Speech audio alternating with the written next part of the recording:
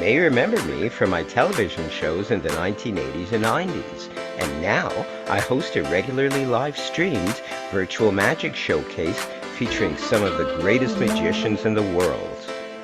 Welcome to Dr. Michael's Friday Night Wizard Emporium.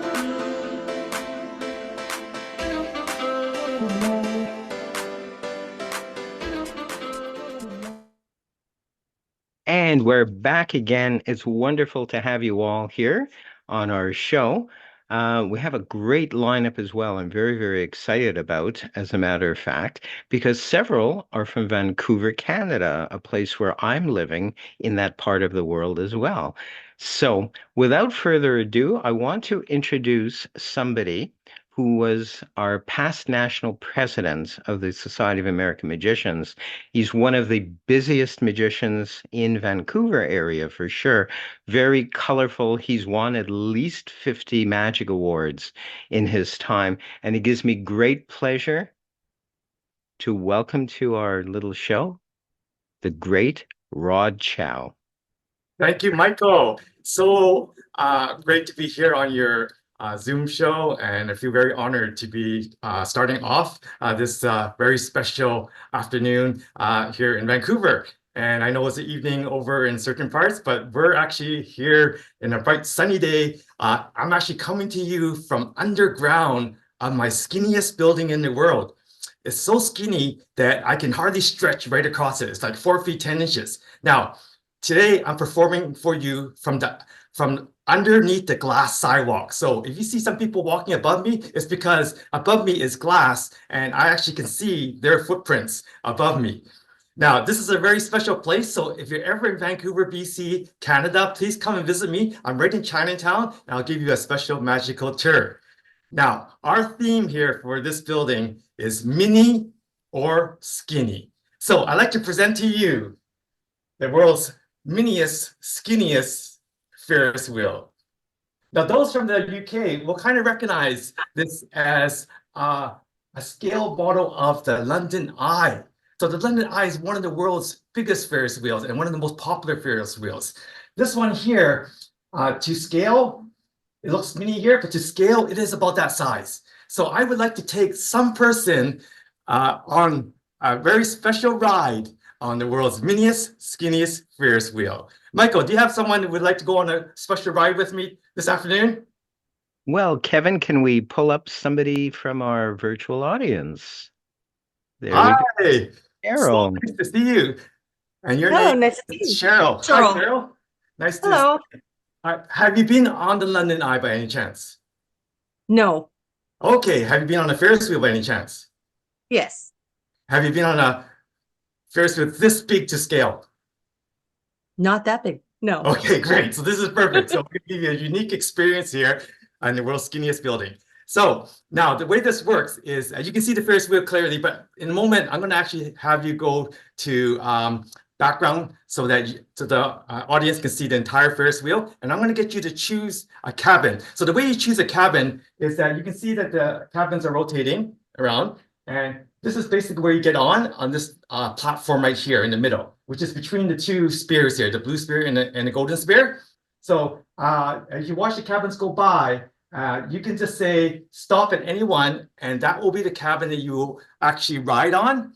And when you get on there, you can follow that cabin, and I want the audience to also follow along as well, because if you follow and imagine that you're really in the cabin, the ride is much more pleasant. All right, can we do that, Cheryl? Okay. You understand the instructions? Yep.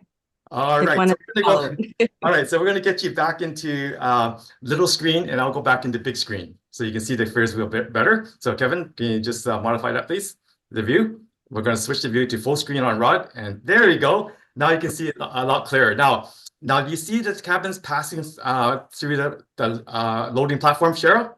Yes. Okay. So I see them as well. So when you're ready, I'm just going to, there's one right there. There's one right there. You just yell, get on, and then that's the one. So which one? This one? This one? Get on. That one? That Yeah. one? That one? Can you see it? Is it coming? Is it almost to the top? No, it's actually not quite to the top. The one is tell me when it's on the top. Now, that's the top one? And right now. That's the top one? Okay, there you go. Now it's coming down the bottom there. It's going through the sky. We have a beautiful sky here, and it's passing by the owl almost. Passing by the owl now, right? That's an owl, yes. Almost ready. There. And time to get off. Right? Yeah. Yeah, Yes. perfect. Because this ride actually goes exactly one revolution. Our ride keeper is the owl, and he makes sure that you get no less and no more than one full ride around this Ferris wheel, and that way you get to experience everything, including the sky, including our Earth. Do you actually have a good view of Earth?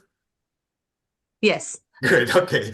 All right. So now, when you're in that cabin, did you feel that it was crowded by any chance? It's the world's skinniest cabin. You might have felt Well, that it was yeah, crowded, but but you didn't feel claustrophobic in it, right? You were okay? I'm okay. Good, good. Because inside that cabin, not only were you inside the cabin, but inside the cabin with you was something that's very skinny, and also something that's very invisible, so you didn't actually really see it. In fact, inside your cabin, right there, was an invisible playing card. Can you believe it? Oh, okay. That's true. If you look closely in there, do you see a red card or a black card? Red or Don't black? see You might anything. have to use your imagination or your X-ray vision. What do you see, red or black? Red. Red. Okay, so if it's a red card, it would be a heart or diamond. What do you see, Cheryl? Heart. Heart. All right. So heart would be ace, 2, 3, 4, 5, 6, all the way up to the king. So which particular card do you see in that cabin? Jack. The Jack of Hearts. That's amazing because every cabin has a different card in it. Had you chosen this cabin, I would have been the 3 of clubs, 5 of spades, 10 of diamonds, 4 of clubs, 8 of hearts, 2 of diamonds, 7 of clubs, Jack of spades, 4 of hearts, 5 of spades, 2 of diamonds, no, 3 of diamonds, and yours, the Jack of Hearts. Oh, Amazing, right? like that. Yeah, thank you, thank you. But we'll take it one step further because you see this little bus here? This is the bus of Houdini. Now, Houdini was the great magician, of course, but also he was the president of the Society of American Magicians from 1917 to 1926, the world's longest reigning president of the Society of American Magicians to the day he died. So as past president, I actually was presented with this founder's bus on my last day of presidency, which was last year. So I'm very honored to actually have this in my office. Now, Houdini was an amazing magician. In fact, he also liked to make predictions. So you see that there's a deck of cards that he's holding on to right there? Yes. Yes. So there's a deck of cards. In this deck of cards, he's actually made a prediction. Would you like to see what that prediction is? I would. All right, I will open it up. Now, there's nothing unusual about any particular card, except there's one card here that's actually facing the opposite direction, which is the last card of the deck. But you can see that all these cards here, all facing normal, right? Yes. The very top card or the last card, depending on what way you look at it, is the only card that's facing the opposite direction. Now remember, had you chosen a different cabin, you would have landed up with a different card. Is that correct? But you Correct. chose that particular cabin over there. You saw in that cabin the Jack of Hearts. Houdini, who had his 100th birthday just a week ago, March 24th, knew, Cheryl, that you would actually pick that cabin, and he predicted that inside that cabin would also be the Jack. Wow. Love that. Thank you, Nice. Cheryl. Amazing. Thank you. You're welcome. It's my pleasure. Thank you so much, Rod. That was My amazing. pleasure. Thank you for honoring us by being on our show this day.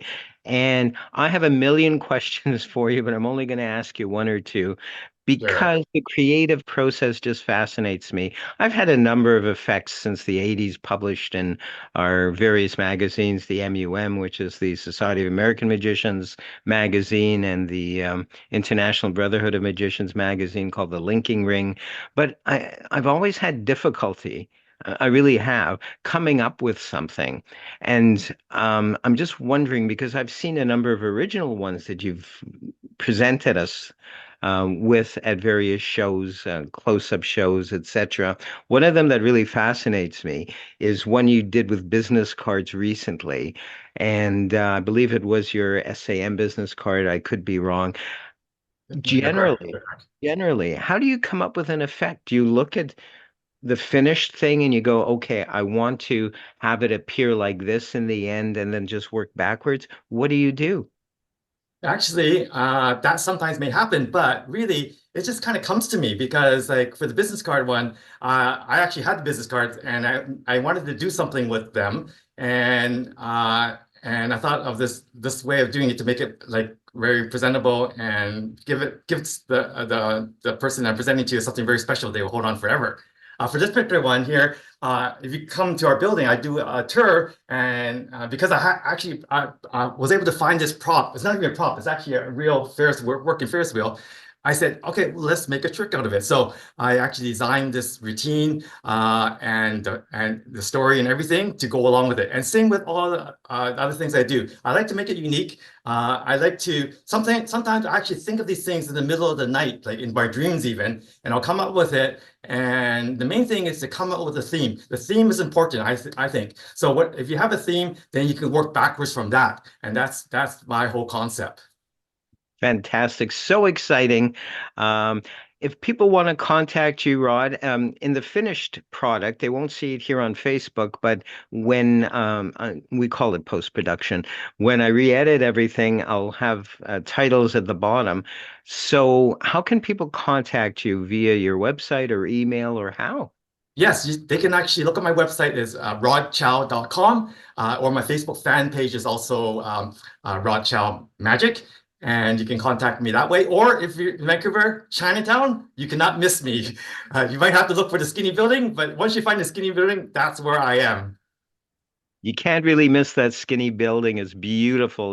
It stands out, especially at night with all the lights and everything. So once again, I want to thank you so much for gracing our virtual stage this day. Thank you so much, Rod Chow. Let's put our hands together for You're him. welcome. Thank you, Michael. Thank you, Rod. Now we have via video. In the old days, we'd go via tape or whatever, but recently, I saw this next performer do one of my all-time favorite routines. Now, she's in our virtual audience, and I intend to embarrass her a little bit by saying, we love the virtual beauty of what you do. There's so many colors. And one of my favorite routines that you did, maybe a few weeks ago, was butterfly routine. That's all I'm going to say without giving away too much. So I selected that for us to share this time. And Robina is who it's going to be, is based in the US, and her work is so colorful and beautiful. It's almost scrumptious. So I'd like us to put our hands together for Robina the Enchantress.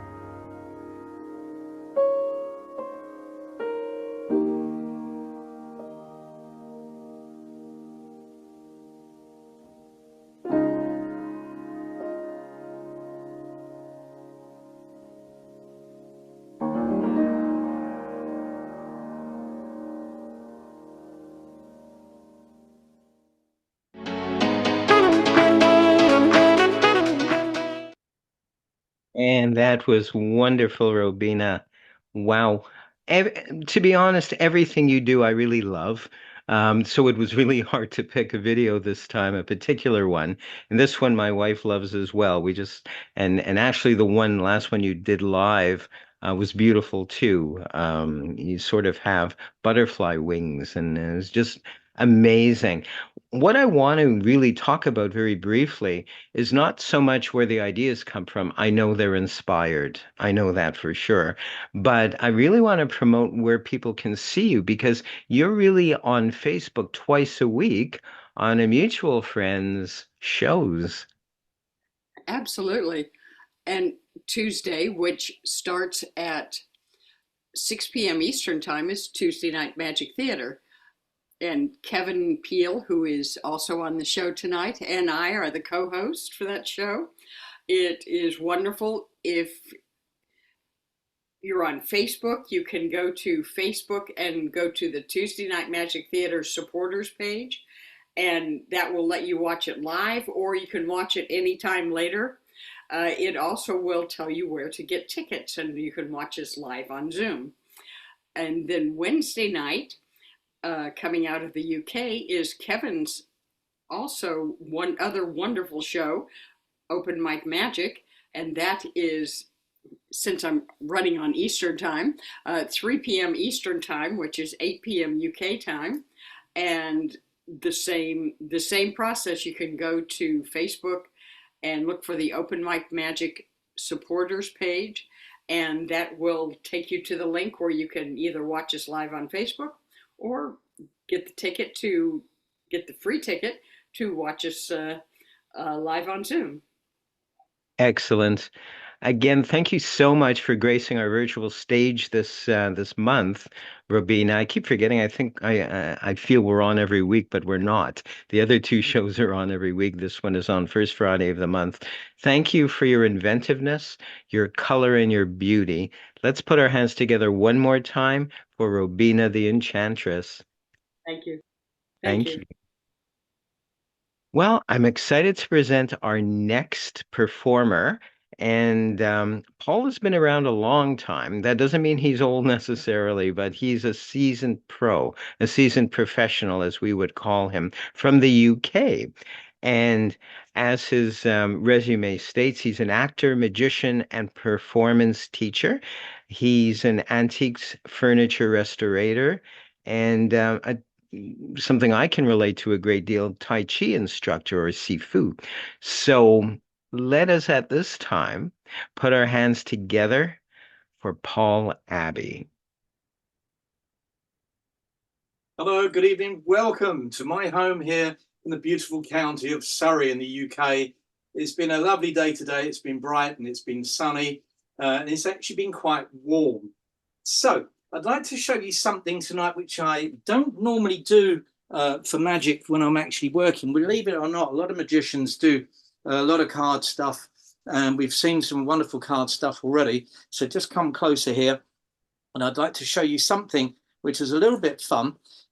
When I go off and I do teach and I do lectures and I do seminars, I sometimes talk about the history of magic. And I went and did this thing at a college and university, and at the very end of it, all the kids got together with the teacher, the art teacher, and they made me a pack of cards. This is so cool. So this is actually very, very special for me. And I'll kind of talk you through it so you can actually see what there is. Obviously, this is not a traditional pack of cards as such. You will see as I just go through all these cards, they've got pictures. Now, what happened was the art teacher got together with the kids, and she got big pads, and all the kids started to draw pictures on the cards. Now, some of these cards, as you can see, are kind of pretty traditional, as you can see, and some of the cards are a little bit abstract and colourful, and yeah, you can recognise that as a card. Then they kind of go a little bit kind of abstract, as I said. So you can work that one out. It's either a king or a queen, or it could be a 5 of diamonds. Doesn't really matter. It's a bit of fun. This one, bless him, actually put his name on that one. But you get the general idea. There's all sorts of different designs. Again, there's something that's a little bit more traditional. bit Dali-esque. Okay, yeah, you can work that out. You get the drift. Now, this one was a bit of fun because we went up to the lad and we said, okay, what's going on here? And he said, well, I went on holiday and I came back from holiday and that's what I saw from the beach. And then he remembered it was supposed to be a card, so then just put nine of spades, I think that was on there. It was a little bit of fun. So the whole idea is that they drew all these pictures, they put them in sheets which were fed into a computer, and then they were printed out to make them look like cards. And guess what? There's backs as well. But unlike a traditional pack of cards, you can see these are all different, but it doesn't matter. It's a bit of fun. Okay. So can you imagine I went to do a really high class job. I put my suit on like I've got tonight, and I reached into my pocket and I pulled the cards out. And as soon as I pulled the cards out, I went, oh my God, I've got the wrong cards with me. How am I actually going to do close-up magic for people tonight with these cards? I can't do it. I don't normally do card tricks. I do kind of like bigger stuff, and I'm stuck. So I thought, well, quick thinking, I've got to get around this. The only thing I can do is use a technique called power suggestion. It's based around hypnosis. And the only thing I could do was go up to the audience and hypnotize them. Now, you might think, well, how are you going to do that? Well, by hypnotizing them, the power of suggestion started to make them believe that they were seeing a real card. Now, we know it's not a real card. That's not possible, but it looked like a real card. If it was a real card, I would have been able to change the back as well. I couldn't do that. So I thought, oh, it worked. It worked. I really fooled this lady on the table here. The other people on the table were a little bit skeptical. They're going, what's going on here? We're not too sure what's going on. So I thought, okay, I've got to kind of bring these people into the table as well. And I had to kind of go around every single person on the table. And they actually started to believe they were seeing a real back as well. I thought, wow, I think I've cracked this. I think this is going to work. But of course, I had a little bit of a problem because all the cards in the middle were still the kids' cards. So I thought, I'm going to have to really work on this to make people believe this is a real pack of cards. So I had to really put the pressure on with the power of suggestion. And after a while, people actually started to believe they were seeing a real pack of cards. I know what you're thinking. I know what you're thinking. What about the backs? Okay, come here. I'm going to bring you down to the table here because I was even able to do this. I could actually get the cards and I could actually make them believe they were seeing real backs as well. Now, I was cooking. I was really going for it now. And I thought, okay, I'm okay. I can do this. I can actually do some magic now with this. So this is what I'm going to do. Now, everybody out there, you don't have to do anything. You don't have to adjust your volume. There's nothing to be done. It's all automatic. What I will want everybody to do at some point is, as I go through the cards like this, shout stop, and I will hear someone. There's nothing technical that has to be done. It's a very, very clever system. It's all done automatically. I will hear one voice, and I will stop when I hear that voice, okay? Here we go. This is what we're going to do, and go. Okay, I heard somebody say stop. There you go. That's cool. Now, I can't turn these cards up just yet. I'm trying to look away here. So what I'm going to do is I'm going to shut my eyes and then look away and then turn the cards up. Okay, here we go. Here we go. Here we go. I'm doing it. And I want you to look at that card. And I want you to just look at that card. And I want you to think of the card. And I think it's a spade. And I think it's a 10. And I'm going to look back now because I think we have it. This is fantastic. I could go around the whole evening doing this trick. I was so pleased. Now, I got a little bit of a problem with this. At the end of the evening, I thought, oh, you know what? This is really bad. I've ruined this fantastic pack of cards that all these kids made for me. So what am I going to do about this? I can't kind of just go back to these kids next year and say, look, kids, I've ruined your pack of cards that you gave me. So I kind of need you to make a new pack. No, that's not on. So what I had to do is I got home and I thought the only way I can do this is to unhypnotize the cards. That's exactly what I did. I unhypnotized the cards. I had to sit up till 4 o'clock in the morning unhypnotizing the cards, and I did them all in turn. I had to do each one in turn, the backs, the fronts, every single one as I went through all the cards, the backs and the fronts. 4 o'clock in the morning, I sat up doing this. but I got the cards back to the way they were as the kids' card. And you know, the thing is that I swore that I would never do that trick again and ruin those cards. And you know what? I never have. Back to you, Dr. Michael. Thank you so much for that, Paul Abbey. That's one of my favorite effects I've ever seen you do. To be honest, I love them all, but this one is so fun. It's very visual. I'm going to ask you something, Sure. um, and it's a question that we as magicians we kind of we don't tremble, but it kind of pushes our buttons. Did you ever get, for example, a regular person, a non-magician, ask you, what's your favorite trick? Oh, yes. Yeah. Oh, if you had one effect to do, and it could be stage or platform, it could be close up, but let's say you were prepared and you were somewhere and you went to a show and a magician got sick, you'd kind of maybe raise your hand like a doctor would, even and go, wait, I'm a magician. Let me show you something. Which one, that's really hard, isn't it? Which one would you do? Well, if I was to just do this on spec, I always carry a few coins around on me, and I can go immediately into some coin manipulation, which maybe I might do on the next show. That would be so cool. That would be really appreciated. Paul hails from the UK. If people want to get in touch with you, how can they? Well, at the moment, I'm having a new website built. I do have what they call a small website. It's a kind of user-friendly website, which is digitalbiz.cards with my name on it. But I think the easiest way at the moment, until I get the new website set up properly, is just my Gmail address. So I've got paulabbey.uk@gmail.com. Really easy, can't forget it. Excellent. And hopefully, when you come back, when you see fit to come back, your website may be ready. That would be amazing. There you Can't wait go. to see you again, Paul. I hope you will come back to our Friday night, once a month, Friday night Magic Emporium. Let's put our hands together once again for the great Paul Abbey. Thank you so much, Paul. My pleasure. Well, I'm I'm cheating and looking at our list. So every time I turn a page to look at who's up next, who's on first? No, who's up next? I get even more excited because I actually personally know most of the magicians, the local magicians from Vancouver, Canada. And this next one is no exception. Now, some of you, we're going to get a little bit into this more later. Many of you have heard of Mandrake the Magician. Now, some of you may know him as a performer or have heard of him.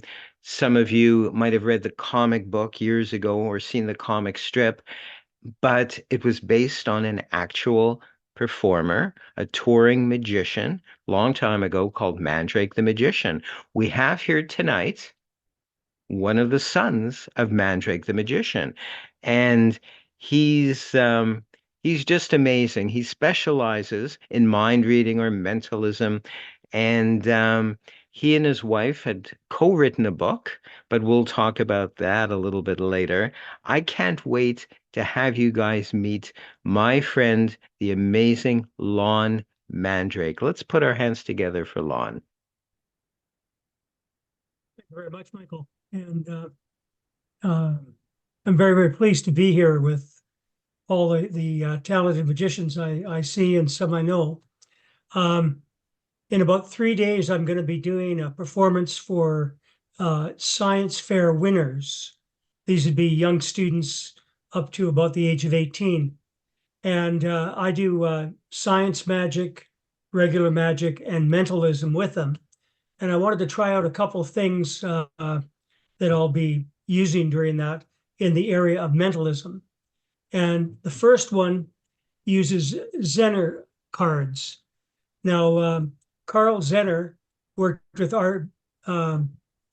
Rhine back in about 1935 at Duke University, and he came up with cards to try to pick up ESP or determine if someone had it.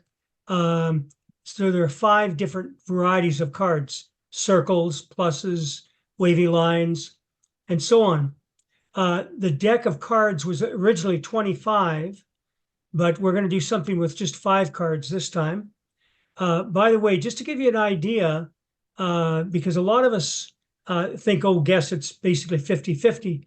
But with a 25 deck of 25 cards in a deck, if someone got 15 correct out of 25, the chances of doing that are 1 in 90,000. I know it seems hard to believe. If they got 20 out of 25, they could do it perhaps, but it would be 1 chance in 5 billion. And of course, 25 out of 25 would be a number too large for us to even comprehend. So I have some Zener cards here with me. I'm going to need someone from the audience. Michael, if you could pick someone, and they're just going to help me once I get started. So do we have a person that we can unmute? Yeah, Lon, do you want them in video or just in voice? Just in voice is fine. Okay, so Roy, how would you like to? Yeah, do you want to unmute yourself? Who have we got? Hi, it's Roy. Okay, thank you. I have Zener cards here, if you can see them, and they're numbered 1 to 5. Yeah. Okay. I'm going to just put them down and we'll.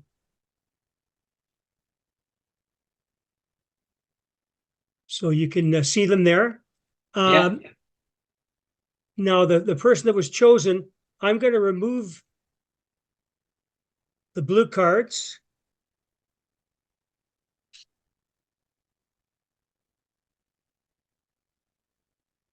Give them a little bit of a shuffle. So you can't memorize what position they were in. And I'll take the first card. You can't see it, but I'm going to be testing you to see if you do have some, say, better than normal skills, which would be 1 in 5 correct. Do you want me to start at number 1, 2, 3, 4, or 5? Just name one. My favorite number 4. Number 4. So I'll put this one in number 4. This next one, where would you like that? Half my favorite number 2. Very good. And the third one? Let's go to the bottom, number 5.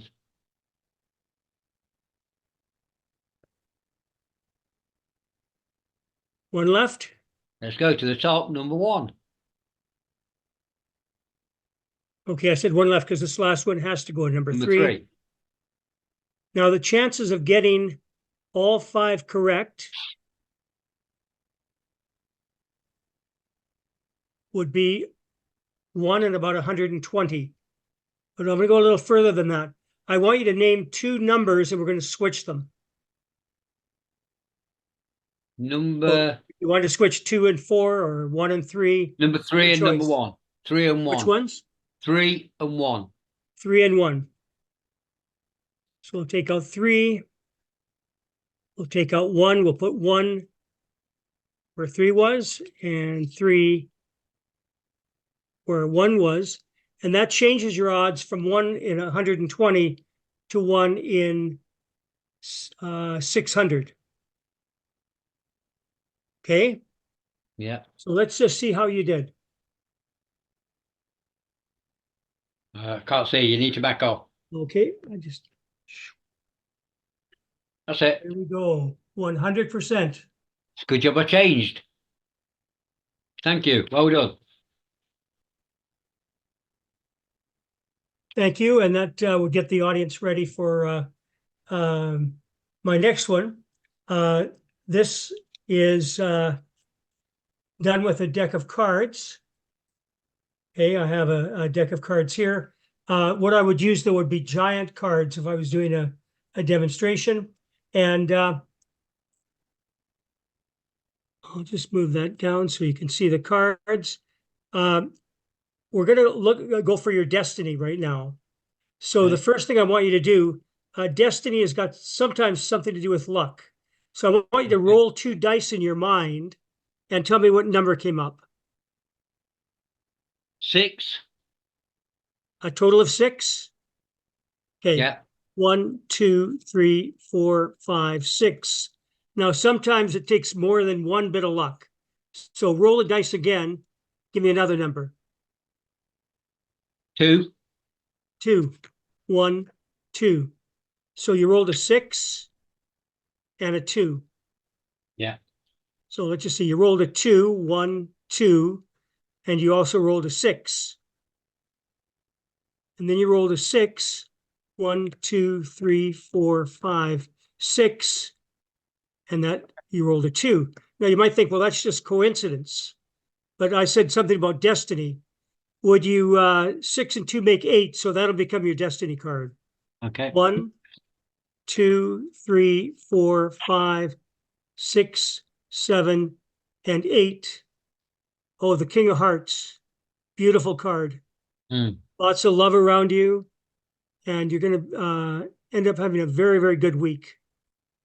Okay. A little earlier, because that could be coincidence, I took a card from a different deck.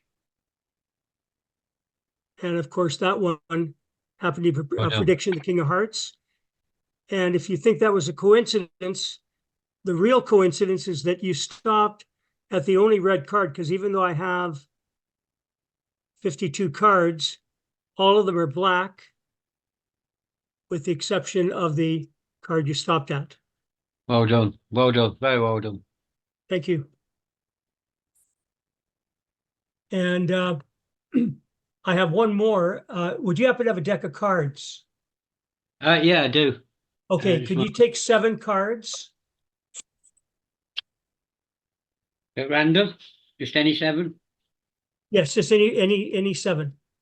2, 3, 4. I'm just going through with 5, 6. Okay. 7. Okay. Now, one of my favorite magic tricks with cards is the lie detector test. But of course, with the pandemic, we weren't able to touch cards or hand them out.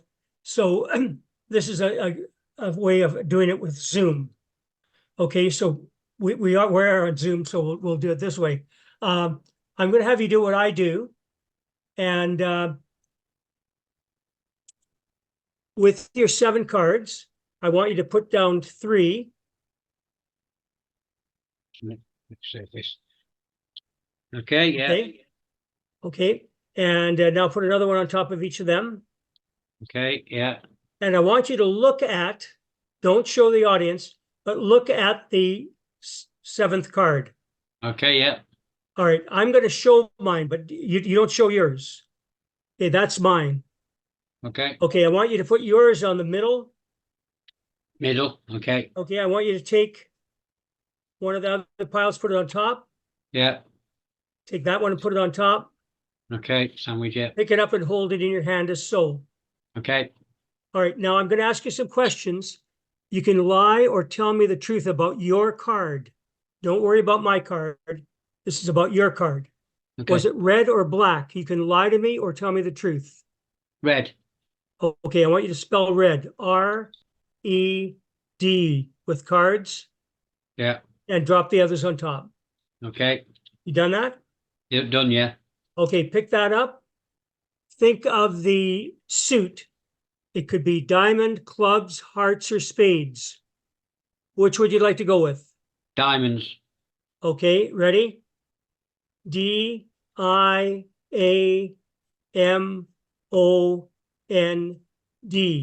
Pick up Okay. the deck. Now, what's the value of the card? Remember, you can lie to me or tell me the truth. 6. 6. Okay, we're going to spell six. S-I-X. Drop the others on top. Okay. And now you were either lying occasionally or always. You were telling me the truth, or you both lied and told the truth. Before you answer that, and you're going to answer with true, false, or both, You don't have to tell me the truth. You can lie about what you did. So are we going to go with true, false, or both? Both. Okay, ready? BOTH. Yeah. Drop the others on top. Yeah. Okay. I'm just going to, okay. What was your card? Just without looking, what was your card? It was the 6 of diamonds. 6 of diamonds. Mine Yeah. was the King of Hearts, and you Mine was the ended up 6 of diamonds. putting my card in that place. Would you turn over your card and tell us what it is? Yeah. The If top Kevin can card. highlight, yeah. If Kevin highlights me or something, you can see. Okay. Well, we'll trust you. Okay. It's the 6 of 6 of diamonds. diamonds. So a little ESP across the internet. And thank you very much for following directions so Congratulations. carefully. Awesome. And, that concludes just 3 quick quickies. Thank you so much, Lon Mandrake. Let's put our hands together for Lon.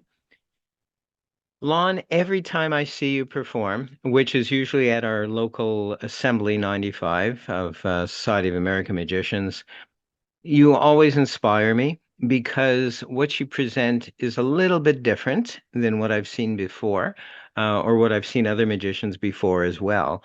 And I'm still in awe because I'm a bit of a magic historian. And of course, have heard of your dad. I grew up out east in Montreal and lived in Toronto and Winnipeg and eventually made my way out west. But that name always seemed to pop up throughout my life. Mandrake the Magician. I saw a special on CBC television. It's called out in Canada. And I've actually kept that I don't know if it was beta or VHS tape. I still have that one. I can't play it anymore. I don't have a machine. However, I do try to catch some of it on YouTube. Um, your dad was what we call a trooper. He trooped across probably Canada, the States, and probably the world as well with grand illusions.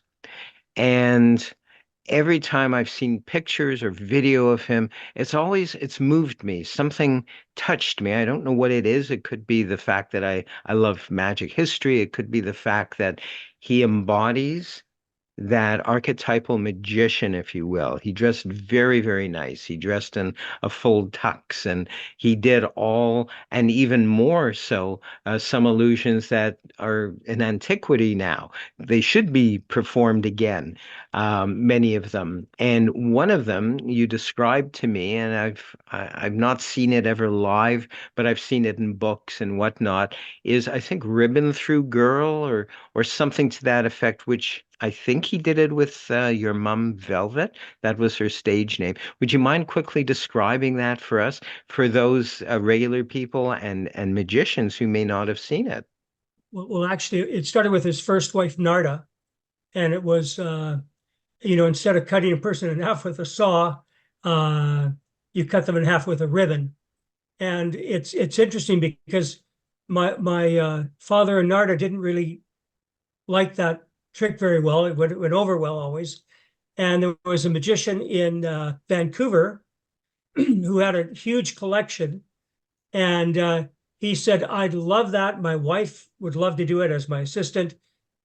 Can I give you a trunk escape for it? And my dad's, well, sure, we'll take that.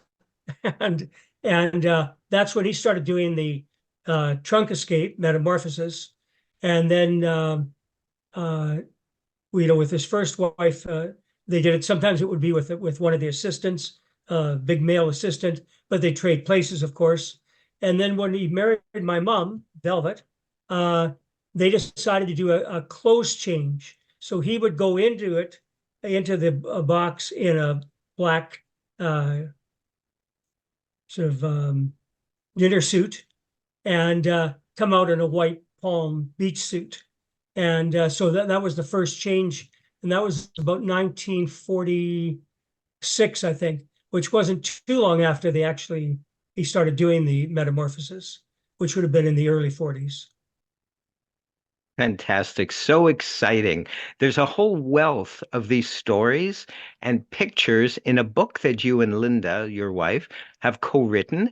Um, I've been blessed enough to own both the soft cover and the hardcover. There it is.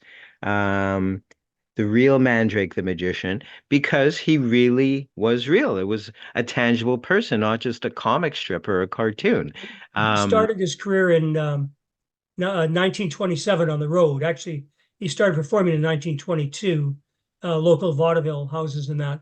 But in 27, he actually went on the road, and um, he was performing as Mandrake the Magician later in life. And we met the cartoonist, and at the time, I think Blackstone had a couple of comic books based on him, and so the uh, Phil Davis, the cartoonist, uh, who we met in St. Louis, took us to where they made the Mandrake comics, and they made me look even more like my dad. There was quite a resemblance anyway, but this was even more so in the 1955 comic that came out, Dell comic. Um, Looks like a photograph of him almost. And so there was a connection where they kind of promote each other.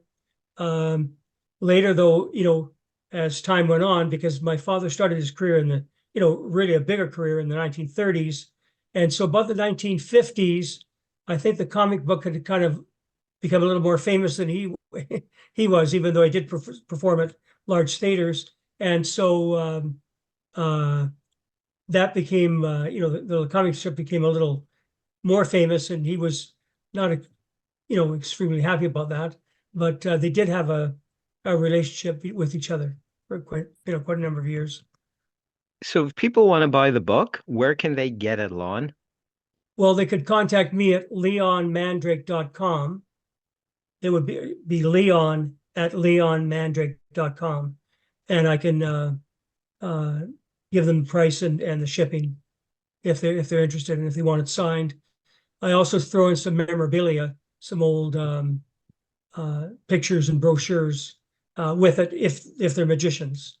Yes. Oh, fantastic. And let's say they want to contact you. Do you have a website? I don't remember. Leonmandrake.com. Excellent. And if they want to email me, it's Leon at leonmandrake.com.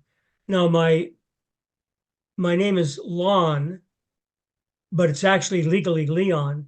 And I had a website, lawnmandrake.com, but unfortunately somebody hacked it and I lost it. So Sean Farquhar actually helped me put together a second one. And so we couldn't call it lawnmandrake.com. It could have been hacked. So we changed it to leonmandrake.com, which is my name as well. Wonderful. Thank you so much for joining us this day. Thank you for honoring us. Listen, it's my pleasure. I've really enjoyed some of the other performers here as well. Just excellent. And there's lots more to come.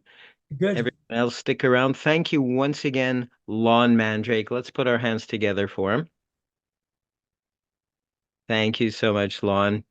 Now we have by way of video, two videos this show, which is quite interesting. And one of my favorite magicians, I keep saying that, but it's absolutely true. He's from the UK. He's our mate, and his name is John the Great. He uses incredible, colorful props. That's my idea of great color as well. Him and Robina do amazing, interesting, colorful things. So please let's put our hands together for John the Great. I'm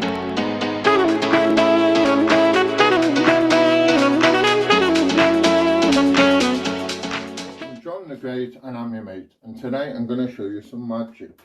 Here we have a tray and two identical boards, okay, with question marks on, okay. And what we're going to do is we're going to stick that on the back. We're going to pick up the second board, which is identical, also a question mark on it, and that is going to slot in there like that. And then we're going to make the elephant disappear, okay. So after 3, 1, 2, 3, you make the elephant just pass me my magic wand, bing bang boom, and then we take off the first cover, then we take off the second cover, and then the elephant has completely disappeared. No? You've in the elephant. Okay, so there's the elephant. Okay, so what we'll do is we'll do that again. Okay, we'll do that a second time. Okay, so what we'll do is we'll place the back board in there like that. We'll place the other board in the front.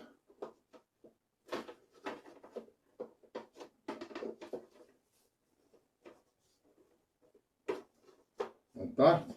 And then what we'll do is we'll make the elephant disappear. So we'll put the elephant in there.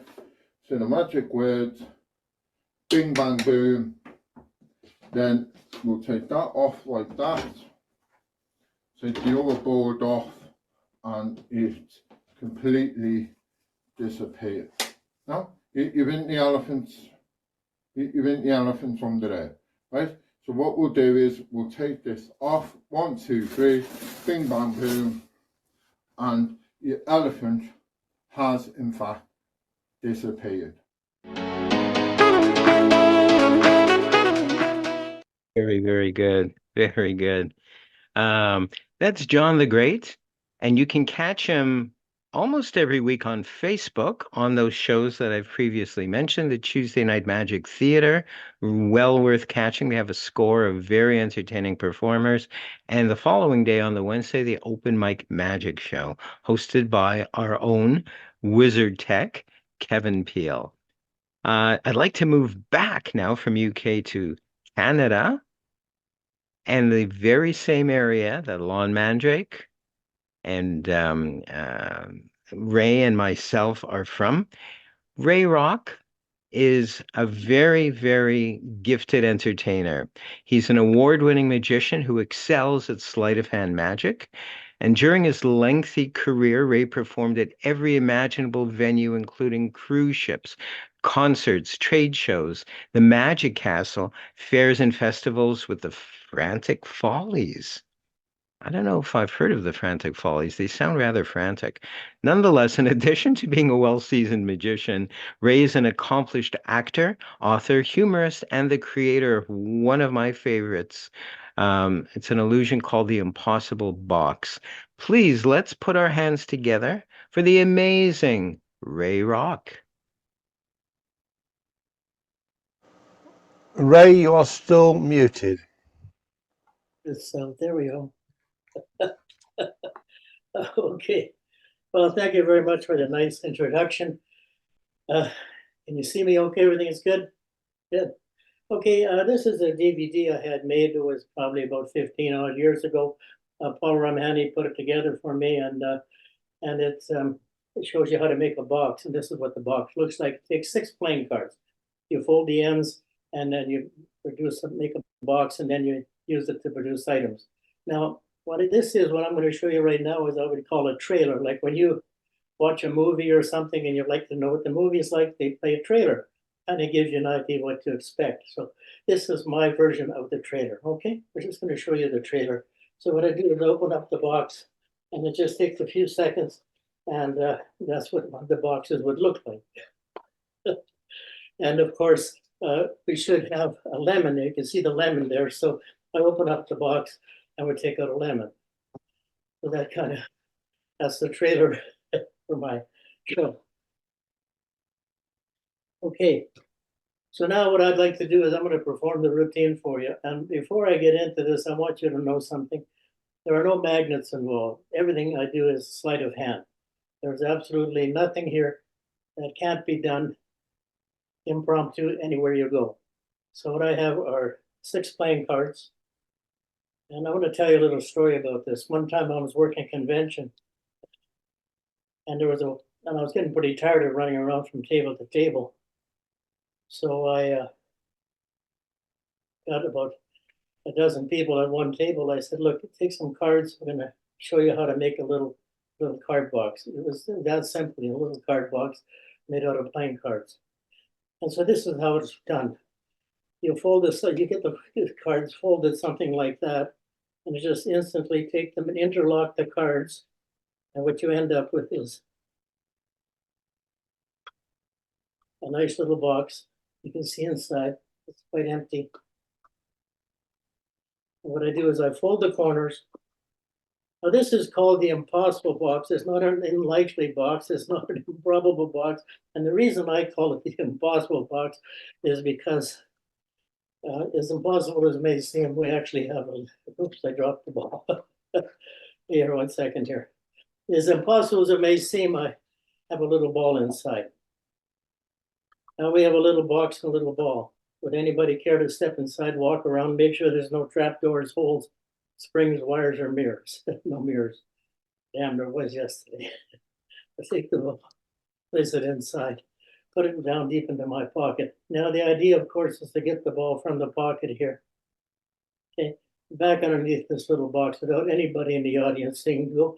I hope everybody understands. Good. And we'll start from the beginning. We take the ball, we put it in the box, but this time I don't bother putting it in my pocket. I just go thumb fun. And yes, before your very eyes, we have a ball. Now at this point, I normally get a spectator to put the ball in for me. Or just pretend you can hear it rattling around in there. Take the ball, put it in my pocket, get somebody to guess. Is the ball in the box in my pocket? You're absolutely right, the ball is in my pocket. There's nothing at all underneath the box, but if you want something out of the box, then by golly, look, there's something underneath the box. You can see it rattling around in there. Well, this time I'm going to take the ball, put it in my pocket, and get somebody to guess one last time, is the ball in the box in my pocket. Really doesn't matter what you say. It's never going to be what you expect it to be. There's the ball in the box right there. You can actually see it better from this angle here. Now, some people say, how do you get that ball in there? Exactly the same way I got that ball in there. Thank you very much. That's my little impossible box trick. Thank you. And now, if you have any questions, now is a good time. I'm going to sit down and I'll talk to you about it a little bit. Great big round of applause for Ray Rock. I'm so glad that you brought that effect with you this day, Ray.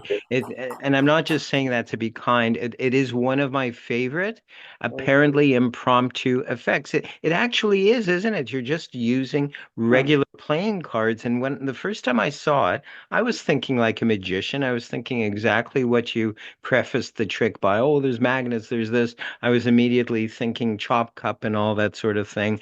But I love the simplicity, the apparent simplicity of it, pure sleight of hand, and it's visually interesting. Where did you come up with that concept? Well, what happened was a long time ago, I went to a SAM meeting, and it was probably 20, 25 years ago. And somebody came, right at the, I can't remember his name right now, but he did a little thing with a box, and he didn't do anything magical with it, but he made a box.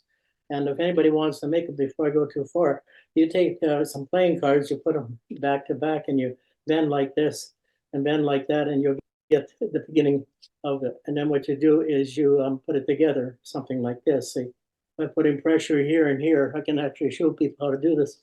You put that there, the pressure here and here holds it together from falling. And then I can do it here. So I get it in this position, push it down into the hand a little bit. So now I have pressure here, here, here, and here. And that's just about how simple it is to keep a box together as you're building it. And then the very last, I'm sorry, I'm out of picture here. The very last one just slips right in there, like that. So, and then I fix the corners. Now, I'm not going to tell you how I do the magical part of it, because that's all sleight of hand. And I don't want to do that over here. Aww. So anyhow, this guy showed me how to make the box, and I had trouble, and I think it was, I actually went to see Sean Forker. I said, do you know how to make one? He says, yeah, and he showed me a little bit about it. But anyhow, I started to think about it and said, that's a really good piece of business, making the box, but it would be better if it was a magician's trick. I spent a good part of 10 years working on different moves and sleights and waking up and thinking and working on it until I came up with a modus operandi. And then after I had done that and Paul Ramani had published it, I said, wait a minute, there's something missing there, something's wrong. And so I worked another year or so on it and I improved upon it. And now I was actually quite sloppy doing it right now. I like working for real people. I don't like working on Zoom very much because I feed off of people. And so it's like, it's just my nature. When I'm performing, I have to have an audience sort of thing. So Yes. if there's any, I have a book here, like I told you earlier, I have a book that I wrote and it's a life story. And in there, it actually shows on the back of it how to make the box. It doesn't show how to do the trick, but it shows you how to build the box. It's actually there piece by piece. It also shows you how to make cabbage rolls, but that doesn't If people want to buy the book, where can they get it online on Amazon. It'll cost you probably $20 American, whatever, then shipping. So it's expensive online. They cost me, even as a publisher, I buy them and they still cost me $20 by the time I get them to me, as the American dollar and the shipping. So when somebody wants one, I'll go out and buy them for $20 and I give them to them. But if they really want one, they go online and get it. So it's got some really interesting stories in there. Perfect. Anything else you'd like to see? If people want to, I'm sorry, if people want to contact you, Ray, how can they? Just my email, rockmagic@telus.net, ROCH magic@telus.net. And I thank you very much for having me. Thank you so much, Ray Rock. I think magic keeps us young, doesn't it? It helps, I think.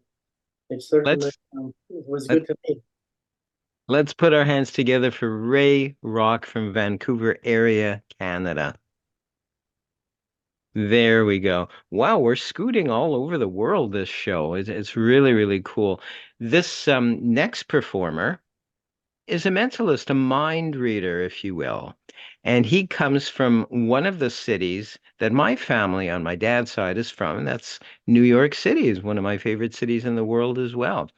And Tommy jokingly refers to himself, I don't know if he still does or not, but we're going to say it anyway, as the man who knows too much. And coming from someone who knows nothing, I can really appreciate that, Tommy. Tommy can be seen on Open Mic Magic Show every Wednesday. He can be seen as well on Tuesday Night Magic Theater on Facebook. Both of them are on Facebook. Let's please welcome to our virtual stage with a great big round of applause, the great Tommy Burnett. Hey everyone, what a wonderful show. Thank you, Michael, for having me. It's a real honor to be here with so many wonderful performers.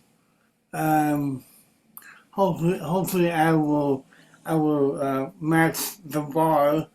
I'm going to show you something a little bizarre today. Most people have never seen what I'm going to show you. Some of you may have heard of it, but it's unlikely. I only found out about it by watching a TV show, and it's called a hornbook. Has anyone ever heard of a hornbook before? Does it show of hands? Yeah, no? Okay, so this is a hornbook. Originated in the early 14th century, perhaps a little earlier than that.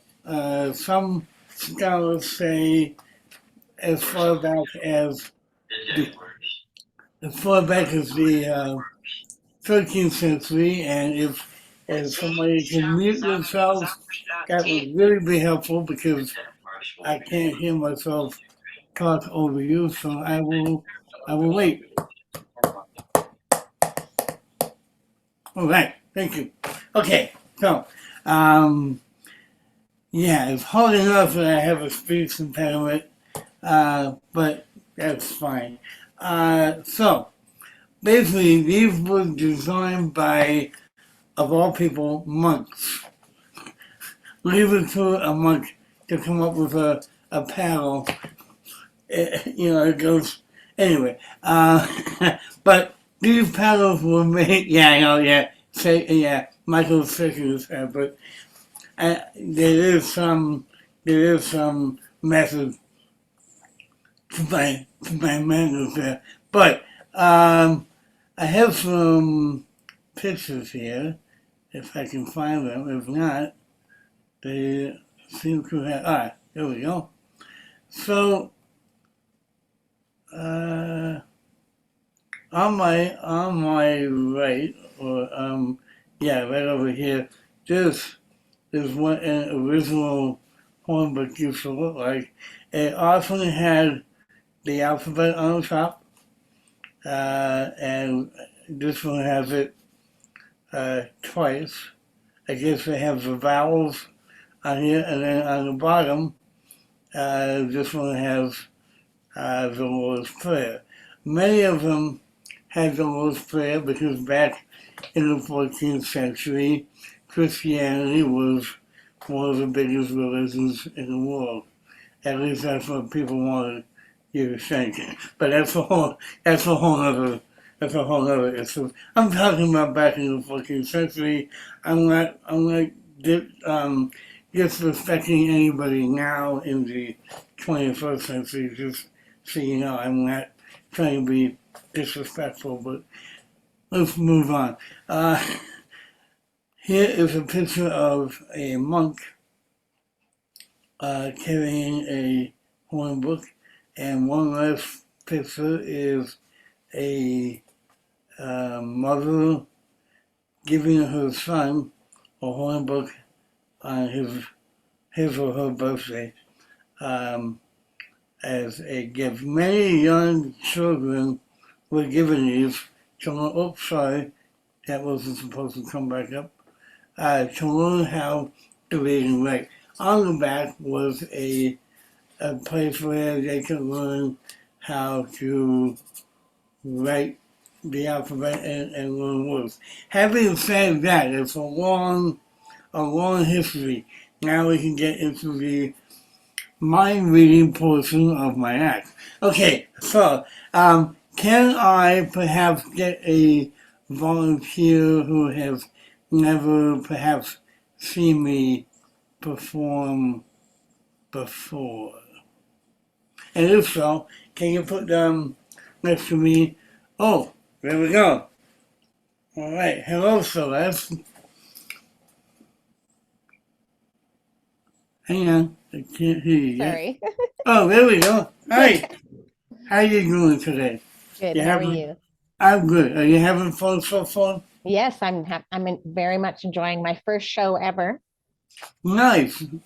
Well, hopefully I won't disappoint you. As I told you before, there are on mine there are 3 categories. Actually, let me go over here.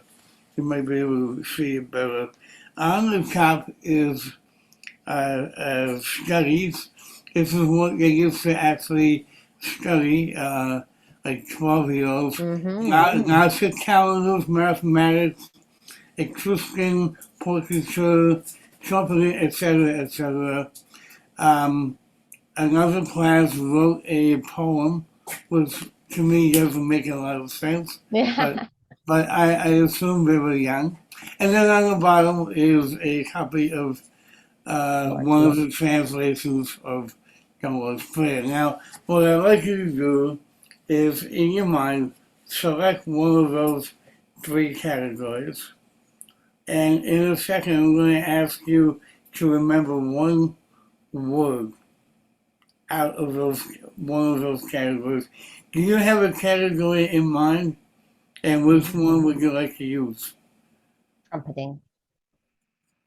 I'm sorry? Trumpeting?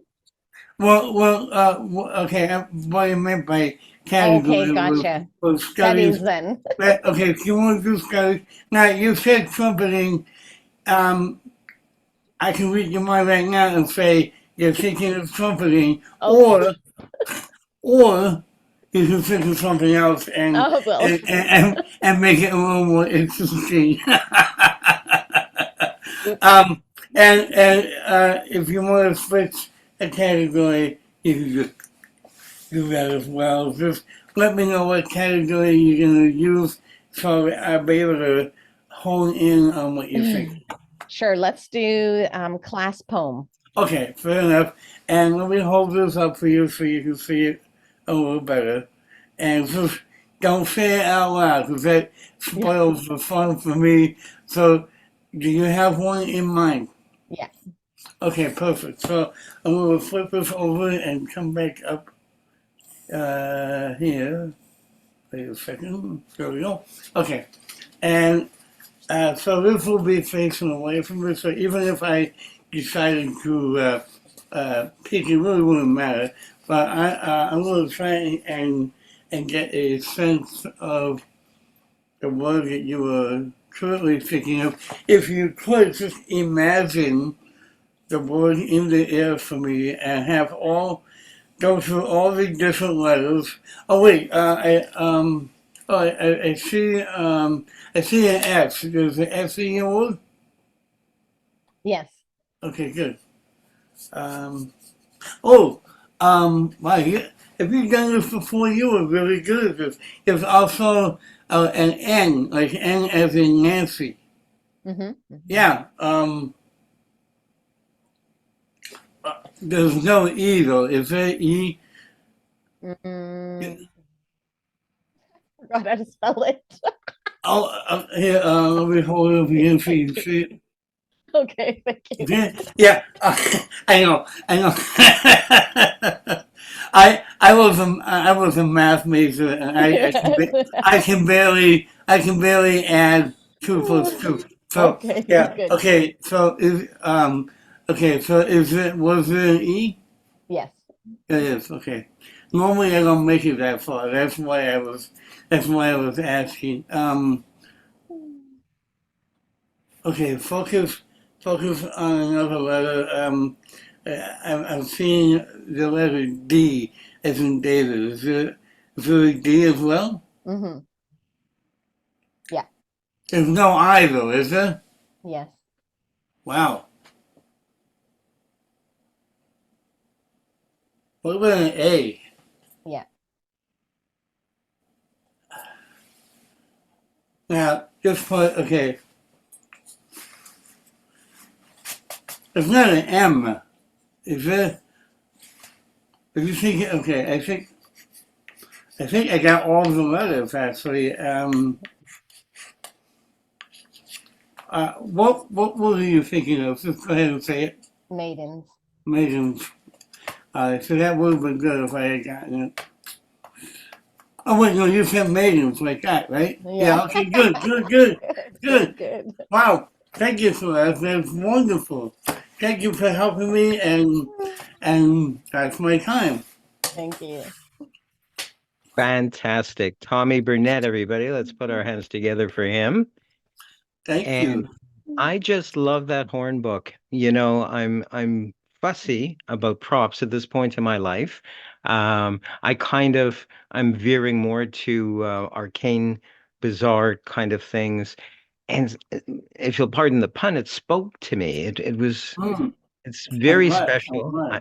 It's Glad. true, but it's Yeah. not only a beautiful piece, almost museum quality. There we have a picture of it, but at the same time, one can do mentalism with it. And I love the fact, not the billet masterclass. There we go. I love That's okay.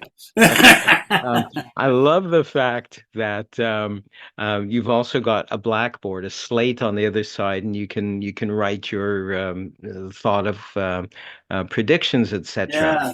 And where did you come up with this idea?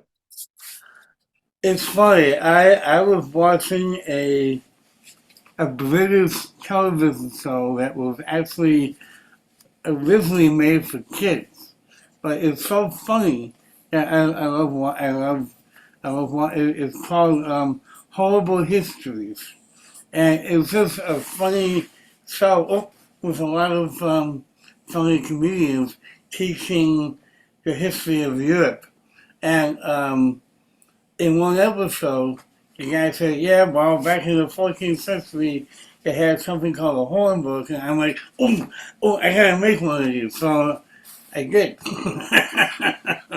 um, and I've never, I think I am the first one to make one for mechanism. I have never heard of one in mechanism before, and I think it's an interesting prop, like you said, and even if you're just a collector of odd things, it's perfect to put in your collection. I'm not trying to make a sale, but I mean that's pretty much why I made it was I wanted to include as many people in the magic arena as possible, and I think it works. Fantastic. You know, I just have a feeling I know you're not trying to promote it. I fell in love with it. I'm gonna order one in a couple of weeks. Let's say other folks, other mentalists, magicians, maybe historians, maybe they want to order one. How can they order it from you? That would have been so cool if I did it. But let me try it again. There we go. Yeah, right down here, contact info, TommyBurnett.com or info at themagictaboos.com, which is my new website, which isn't quite ready for operation, but you can contact me there, and you can order one if you want to. They come in different patterns, so they don't all like this. The basic design is the same, but each one has its own character. So uh, I Beautiful. didn't, I didn't want them to look like I didn't want everybody to have the same one. So everyone Exactly. who gets one gets a completely unique one. So And people can look you up on Facebook. I know that for sure. yep, There yep. happen to be Tommy photos of Burnett that. Mag. My page is Tommy Burnett Magic. Excellent. Yeah, Excellent. I have to thank you so much, Tommy, for gracing our virtual stage this day. It's my really pleasure. appreciated. And I have to say as well, I love you almost daily post, I call it an oracle deck, but one can call it something Yeah, else. A neat message for people that's often very inspiring as well. So I look for those. I think they're yeah. really. I think I might have forgotten to do it today. I hope not. I Uh, thought you did. It might have been yesterday, yeah, I think I but forgot today. But yeah, I usually do it every day. It's a really nice track from Gabrielle Bernstein called "The Universe Has Your Back." Which is ah, really lovely. Yeah. Yeah. wonderful. Thank you once again, Tommy Thank Burnett you, my friend. from New York City, the USA. Thank you, Tommy. Thank And we'll you. see you also before you go. We'll see Yeah. you on Open Mic Magic Wednesdays, every Wednesday, and Everyone, see? Yep. Tuesdays on Facebook as well. Yep. Tuesday Night Magic Theater. I'm not going to Matters anymore, but I'm actually one of the co-founders of Tuesday Night Magic. Just, Awesome. yeah, yeah. Awesome. Thanks again. We'll see you soon. Take care. Thank you. And I don't believe the time has gone. We still have time for one last performer, last but not least, we'd like to say. Um, I took an immediate liking to Kevin Peele, and not just because he's a gifted mentalist or mind reader.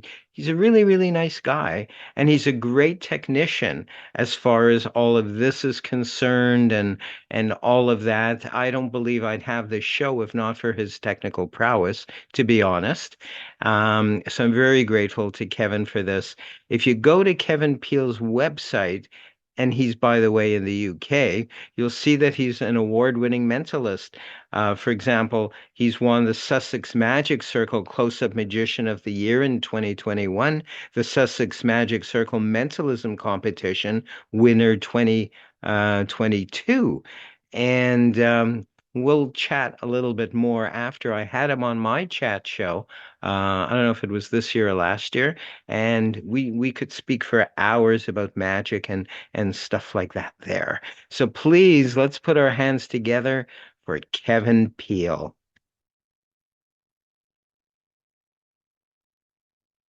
Oh, we can't hear you, Kev. I'd forgotten to press I didn't want to clash over everybody, so I had the secondary mute button as well. Thanks for the intro. And yes, 2022. So no awards since then. So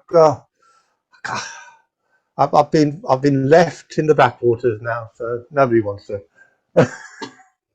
Anyway, in the chat there's a link, and which will bring. So get that up in your phones or tablets or something separate to what we're on at the moment.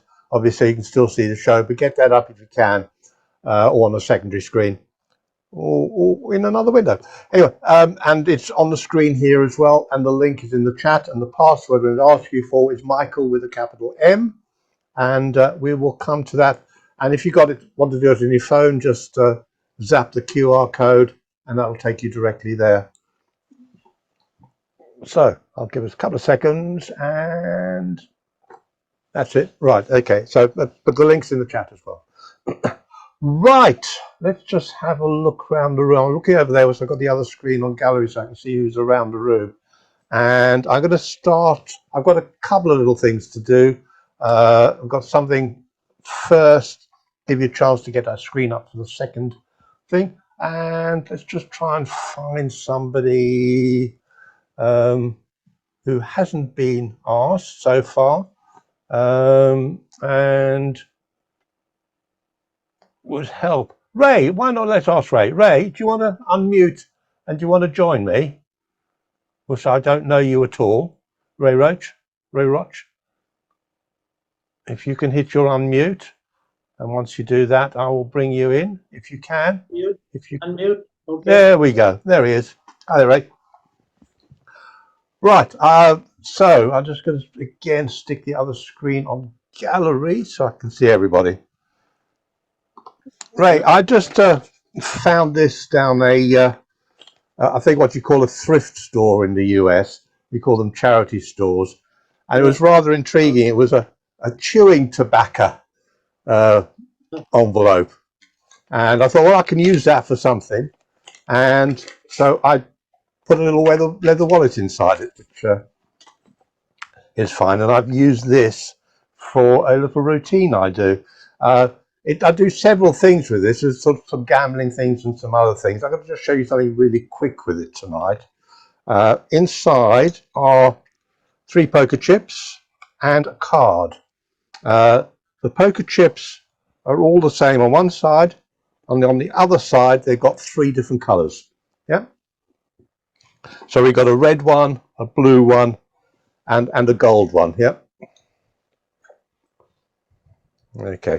So if I turn them over, I'm just going to stick this over my face and give them a swirl around the table so we don't know where any of them are. You might be able to track them, it doesn't matter. I'm not going to be able to. So I do that and then pick them up and mess them around and swirl them. So hopefully they are. Do you even know where any of them are now, Ray? Do you know where they are? Any of the colours? Or have they just got mixed totally for you? You want me to tell you where the colors No, are? no. I just wanted to know if you've lost track of them. That's the important thing. Less what? Have you lost track of where they are? If I was to say, what's that one, would you know? I wouldn't have a clue where they are. You wouldn't have a clue. Okay. So I want to stack them up. So if we call that 1, 2, and 3, which one shall we put first? I'm going to go to number 2. Number 2 first. Okay. Next one. Number 3. Number 3. Okay. And finally. Number 1. Number 1. Okay. So I'm going to use my this and that in a second. So I'm going to take one, give them to you. Okay. Put one in the wallet and give one to me. Now, Ray, do you want to swap these two, or do you want to keep them as they are? You swap them. You'll swap them around. Okay. So, as we said, there were three. I've mixed them up. We don't know which one is where. You've chosen one, I've chosen one, and we put one aside in the wallet. Yep? Yep. Yep. Okay, so, and I said there was a bit of paper inside the wallet. There's nothing else. If I just do that like that, you can see it was nothing else apart from that. And I've given that to you with your coin, with your poker chip, and I'm just going to ask you to read. Hopefully you can see that. I will be holding the red chip. You will be holding the blue chip. The gold chip will be in the wallet. Okay, so let's do that again. What do we say? I got the red. Can you read it once more slowly? It says I will be holding the red chip. Okay. And moving it. You will be holding the blue chip. And the gold chip will be in the wallet.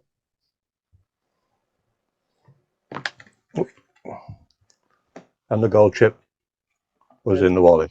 Yeah. Good. Thanks, Ray. Right. I'll just move you. Actually, if you want to stay, because you can take part in the next thing. I'm looking at the gallery view now. Can everyone put a hand up if they've got the website on screen? So Tommy has. I'll add you into Spotlight. Bill. Sorry, I have to keep swapping back to the gallery. Excuse me. So who else has got their hands up? Celeste has. Okay, let's just get a few more. Did I see Bill? Did you have your hand up, Bill? And Rod has. Okay. Okay, don't show it to me, Bill. Rod, I'll add you. And Bill, I'll add you. Oh, and Bill, and we'll add one more down there. The gentleman whose name is 267811. You can tell us your name when you come on. There we go. So we got 5 people up there. If you go to that link on the website, and what I'll do is, I think if I've done this correctly, I should be able to just show you what you would see. Okay, which is that. Okay, and then what there are is 26 pages of images, and on your phone you might see it differently. You might have to scroll around to see all the pages, but there are 26 pages, and each page has images on, but they are shared between a lot of them. So, for example, page 3's got a strawberry, page 6 has got a strawberry, page 8 has got a strawberry, page 10 has got a strawberry. There's only a certain amount of images, and they're shared among all the pages. So there's a random mix of the same images over all the pages. And if you click on an image, then you get a big picture of the page, and then you can scroll through each page, and you'll notice that there's one circled, and there are 26 pages, as I said. Okay, so if I just do that. Okay, so what I'd like you to do is scroll through all the pages, find a page you like, and then click on the page so you've got a big image of the page. And then I'm going to look at you, and I'm going to say to you, in any order you like, just give me 3 of those images. You can give me 4 if you want, but minimum 3 of those images, and include the circled one in what you tell me. Try and keep your voice neutral and not give away the image that's circled when you say it. Okay, so you might say, okay, everyone needs to unmute as well. So Celeste, you're muted. Bill, you're muted. Tommy, you're muted. Lovely. Okay. So in order that I've got everyone up on the screen, so let's try Ray. So on your page, have you chosen a page? I haven't got anything there yet. It's just me and a bunch of other people. Say it. There's nothing there. No, on your phone, Ray. On your phone. On my phone. Oh, okay, Ray. If you didn't do it, I'll bring somebody else in. Don't worry. No, it's okay. I got. Okay, just go to the link on your phone. Okay, Tommy, I'll go to you first. Where's the link? Okay, make sure it isn't reflecting into glasses.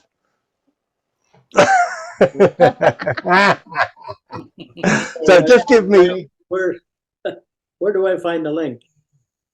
It's. Oh, don't worry, Ray. Don't worry, Ray. We'll. I don't want to waste too much time, so Okay. we'll when we chat afterwards, I'll go through it again with you. I'll move Ray off. Okay, so Tommy, any three, including the one that you're not allowing me to know. Yeah. Yeah. A birthday cake, Uh-huh. a cell phone, Uh-huh. a moon. A moon. And Hang on a second. I'm just about to call your cell phone, Tommy. Was that the one you had in mind? Yes, it was. Yeah. Yes, it was. Right there. Yep. Celeste, let's try you. Sun. So again? Sun. Sun, yep. Car. A car, yep. Keys. And keys. What's the weather like where you are, Celeste? Is it sunny? No. But you got us to Yes. sun was what you chose. Yeah. Was sun what you chose? Yeah, sun. It page was. 7. Yeah, you're right, sun. Good job. Rod. Sorry.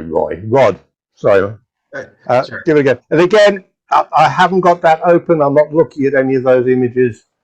It's a bit difficult, but you need to trust me. I'm a magician. Rod. All right. So cat, tree, kite, clock. Sorry, can you say them again? I didn't quite hear the first one. Cat, tree. Cot. Was that cot? Cat, like pussycat. Oh, cat. The cat. All right. Okay. Cat. Yeah. Sorry. Tree, kite, clock. Okay. Clock. Yeah. Well, what's the time up there in Canada at the moment? Yeah. Was it a clock? Yeah, you got it. It's the clock. Bill D. Howdy, Bill. How we doing? Strawberry. Yeah. Sorry. Start Cake. again. Strawberry. Uh-huh. Yep. Cake. Yep. Fish. Uh-huh. Strawberry, cake, and fish. Look at me in the eyes, Bill. I didn't hear any change of inflection in when you said any of those. So I don't think you told me the one that's got the red circle around it, did you? No, I didn't. You see. Okay, I'll do it again. Sorry. Yeah, choose a different page. Keys. Choose a different page. Yeah, pick a different page, Bill. Choose a different page. So I've got a clue now of what's going on that page.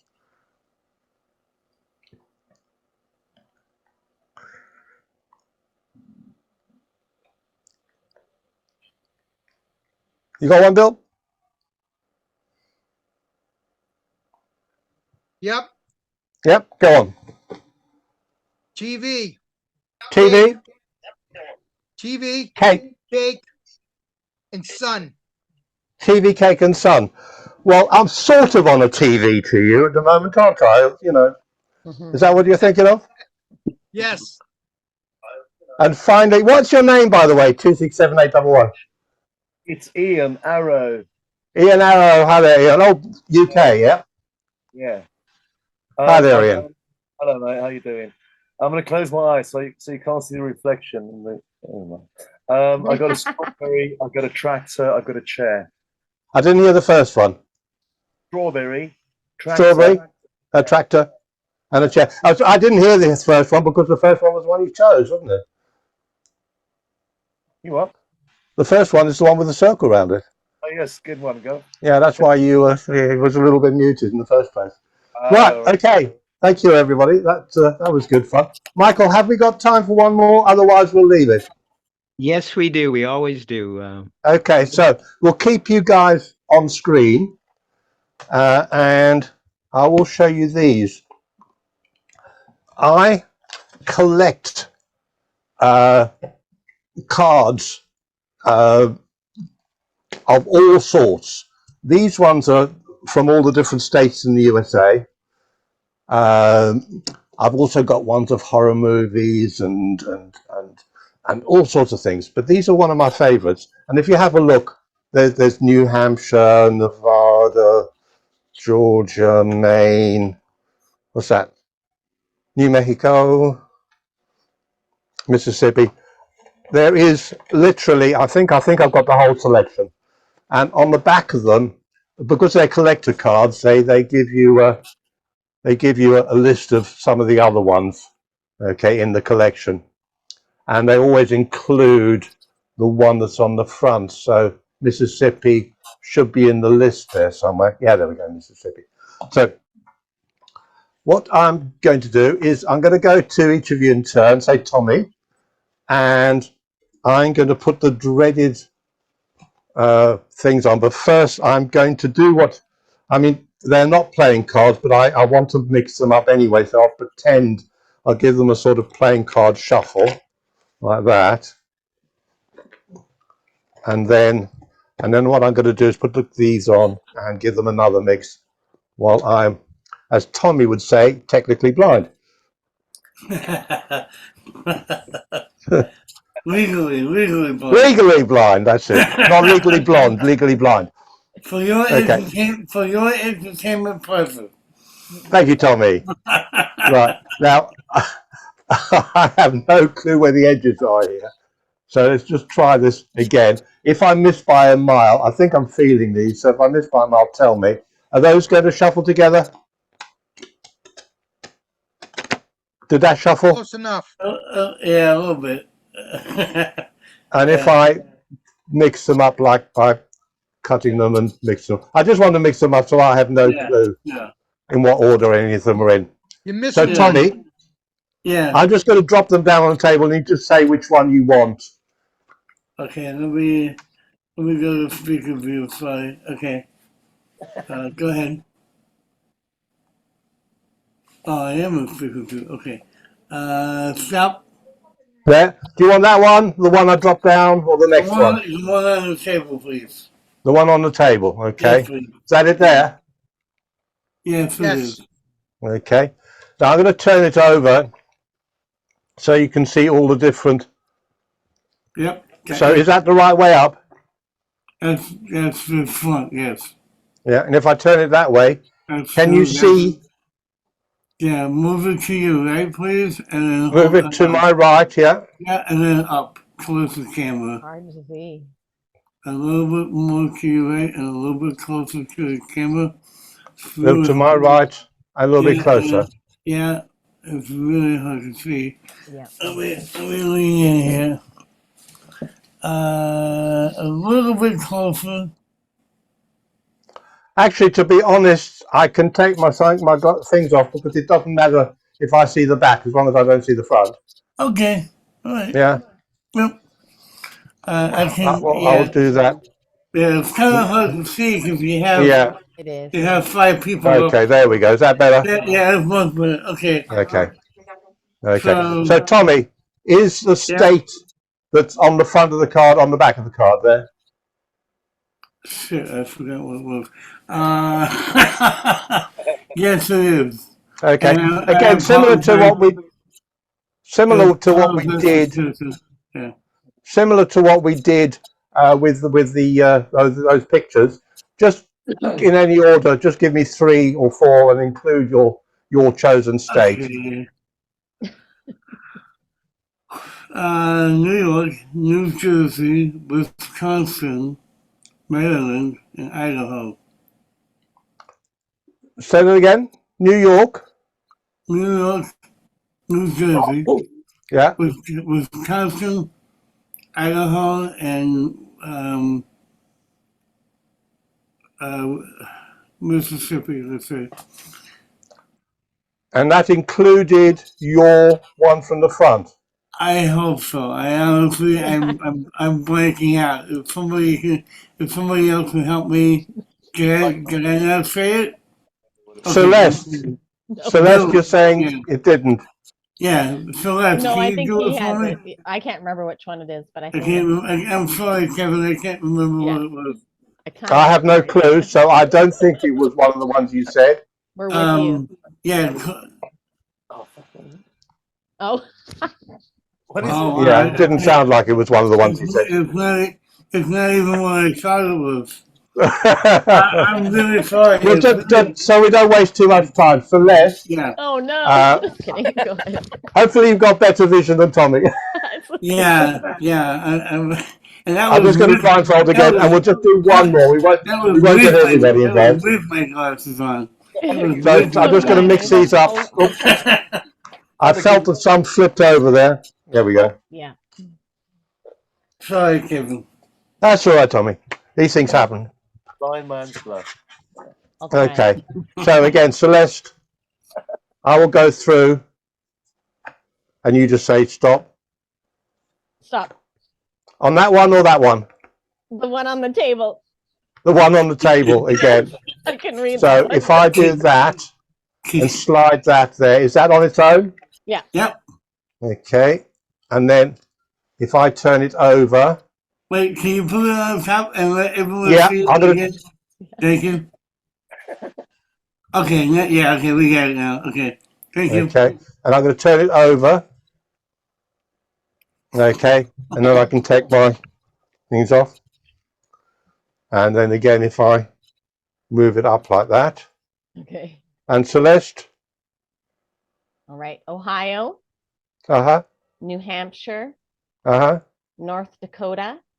Uh-huh. And Kansas. North Dakota. Yay! Yeah. Right.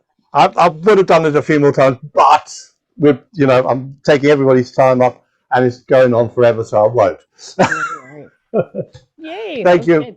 Thank you, everybody. I'm going to remove everybody and then drop me and Michael back. Michael first. I just want to say, I swear it's set in Las Vegas, and that's why I got confused. So I'm really, really sorry. I apologize. No worries, Tommy. It's one of those things, isn't it? Great job, Kevin Peel, as usual. Thank you so much for doing the techie job, the technical work on our show this day. And I also want to, if I haven't already, mentioned the Open Mic Magic Show on Wednesdays on Facebook and the Tuesday Night Magic Theater on Tuesday. Yeah, which I co-host with Rabina. And as Tommy's mentioned, he was one of the founders of that show. So it's a fantastic show. Yeah. It is. What a great idea. So if anybody out there watching on Facebook or in our virtual audience, if you haven't seen them, I highly recommend, not just because, we're buddies, but really it's highly entertaining and virtually, if you'll pardon the pun, free. It is. Where else in the world can you get a magic show with quality performers without having to leave your home? So absolutely, yeah. It's absolutely true. It's great fun as well. About the only thing we've got to thank COVID for is magic. That's absolutely true. And that's actually where I started doing, well, I've been doing chat shows for at least 12 or 15 years, but during lockdown, I thought, well, I'm not going to stop doing magic. Then I came up with the chat show to have magicians on. I came up with a variety show or a variety of different people that I interviewed weekly. And then most recently, I have to say you did inspire me coming on your show. You allow me to come on your show, both those shows pretty much every week. And I just look forward to it as a performer and as a viewer. And my wife, who's in the next room, I mentioned we're doing condo. So I'm in the bedroom, kind of all locked in here, alone. The cat isn't even with me, but so it reminds me of lockdown a little bit. It inspired me about a month ago. No, more than a month ago. We've been doing this since January, I believe. Yeah, it goes quickly, doesn't it? And I was so pleased. I was actually moved. I'm not going to gush. I'm not going to go on, but I was quite moved and thankful when you agreed to do the technical part. Yeah. And so on. So, how can people get in touch with you, Kevin, if they want to hire a magician in UK, for example? In the UK, yeah. Loads of ways. On Facebook, Kevin Peel Magician, that'll find me. On that Instagram thing, I'm there as well. Not on TikTok. Hate the thing. Never go on TikTok ever. uh, sorry, TikTok people. Um, and my website, the ukmentalist.co.uk, and I think the ukmentalist.uk will also redirect to that as well. It does. So It's a one of wonderful them. website as well. You know, you so inspire others. You inspire magicians and non-magicians as well. You inspire magicians, obviously, for us to try to think a bit more originally. And your pleasing personality, for lack of a better term. How long have you been in magic, Kev? Don't ask. Thought I just did. Oh, Yeah, no, yes. yeah. Well, I had a big break in the middle, but I started when I was when I was about 12, I think 12 or 11 or 12, got the magic kit we all get. But then I was here in the UK then, and there was people on television that really took, inspired me. And then I saw an illusion. I went to a live show at the London Palladium, Sunday night at the London Palladium, and I saw a thing called the Zigzag Girl live being presented, and that just blew my mind totally. And that was it. I was hooked after that. Yes. Yes, absolutely. Yeah. I had similar experiences as well. The UK seems to be a wealth of magicians, or have a wealth of magicians and television programs, most of which growing up in Montreal, I was fortunate. We get TV from all around the world. Before there was cable, some of our local channels carried that. So I was fortunate to grow up with a lot of the magicians that you probably have loved and enjoyed. But we also had a local magician on like 20, 30 years called Magic Tom Auburn. And in the US, the Magic Land of Alakazam with Mark Wilson, most people are familiar with that show. So, and we've had tons of magic shops. How do you deal with the temptation of magic shops, Kev? I have to hide my card, but unfortunately, there's this horrible thing called PayPal and shop.com, and that everyone seems to link to now, and you can't escape from paying. Ah, yes. It's So, true. but what I do is I put them in a pile, and then in about 3 years after the pile has started, I take the bottom one out. It's absolutely true. I hear a little effect I did recently with my Scorpion. I think I bought it 2 or 3 years ago as well, and too nervous to work it in. I almost performed it tonight, but I thought let's highlight all the other magicians I'm around. People, if they want to see me, they can catch me on your shows. However, I hear you. So many of us end up doing that. We sometimes, I have an expression, our eyes are bigger than our pocketbook, or our eyes are bigger than the amount of time we have, really. But Yeah. I love magic. I always will. I'm so grateful for you and Oh, your thank help you. show and just who you are. I'd like to thank all the magicians that were on this month.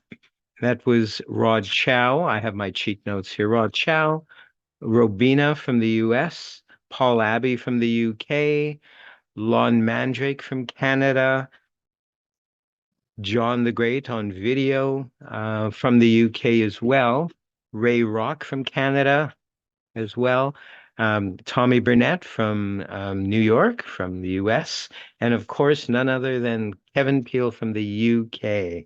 I want to thank, and hopefully I didn't miss anybody, I want to thank all of you for joining us this day. That includes our Facebook friends and our virtual audience. We had a great response, which I'm really, really grateful for. So Guilty because you're on your phone and I'm on my phone. I'll phone you back in a few minutes, okay? So, once again, I want to thank our Facebook friends, our virtual audience, and of course, our magicians for joining us on this day. We hope to see you the first Friday of every month. We'll catch you next time. We have a great lineup. We'll see you all soon.